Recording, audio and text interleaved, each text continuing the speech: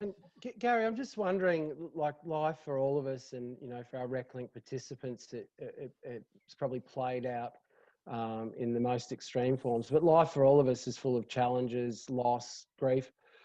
How has faith served you, particularly in light of your life being sort of played out inadvertently or unwittingly in the public arena? So, how is that? Well, to be honest with you, Ron, it's been extremely tough at times. To be really transparent and honest, there's been times, especially when, with moral failure some 20 years ago, where I was involved in drugs and there was a young lady that overdosed, all that kind of stuff.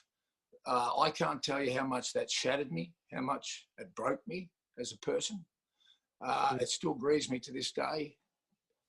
And it's only been my relationship with Jesus Christ that has got me through, because of his unconditional love and acceptance, and knowing that if I repent and I'm genuinely sorry for what I've done, he forgives me because he's paid for it all on the cross. And without him, I couldn't have kept going.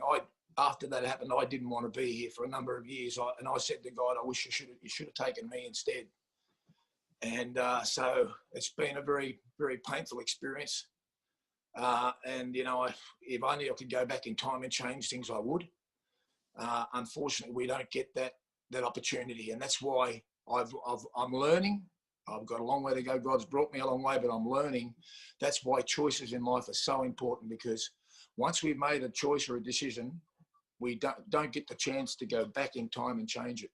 Obviously, the temptation with drugs, alcohol, I fully understand what it's like to be in pain.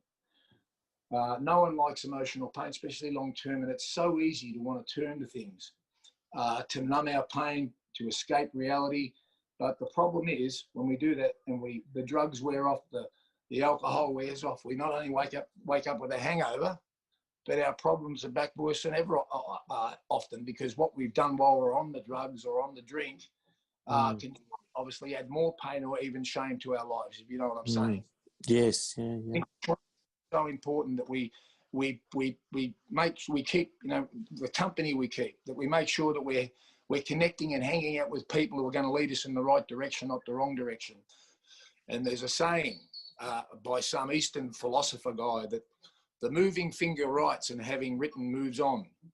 And all thy piety and wit cannot go back to cancel half a line, nor all thy tears erase one word of it.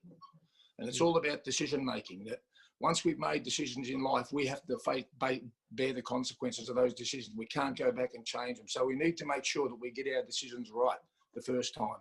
That's been a big lesson for me, but I just wish I had known a lot earlier. I'd like to share a nice story I heard from Billy Brownless. You were going through a bit of media scrutiny at the time, and Billy and I were talking at the Reclink footy, and I was saying about my friendship with Gary, and he said, Peter, he said, I really feel for Gary. People don't understand that he did more community work at that club than any other player, but, people know very little about it. So I just share that because I think you're right. It must mean, with Reclink, we want to bring belonging and community, and that people are important, that they matter. And that's the gift. I think if you're embracing the gift of your profile, you can bring it as a grace, to use spiritual terms, as a gift and as a blessing. You're absolutely right. It's a beautiful thing to be able to bring to people. And for many years now, whether it's playing football, working jobs for money, you can do all that. But my heart is really with helping and serving people. I've recently had the pleasure over the last 4 or 5 months to be able to join in voluntary with a charitable organisation to help out with groceries for needy families, delivering groceries. Which is do they know who's knocking on their door with some baked beans? And boy, am I glad.